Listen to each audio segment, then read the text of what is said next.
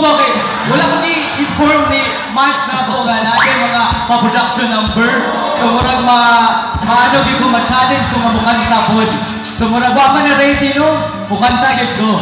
Para po sa lahat mga kapamilya po natin dito, thank you so much for always supporting MOR 11.1. At syempre po, Merry Christmas and Happy New Year. Ayan, kumusta po kayo?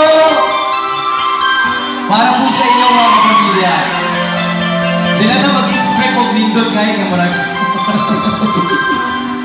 Parang, okay kayo.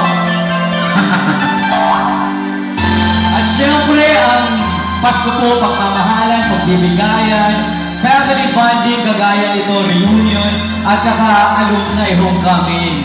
O, diba? Para po sa inyo. Pasko na naman, ngunit wala ka pa. Hanggang kailan ako maghihintay sa'yo. Bakit ba naman nang lumisan ka? Tanging hanggang ko lang ay makapiling ka. Sana ngayong Pasko ay naalala mo pa rin ako.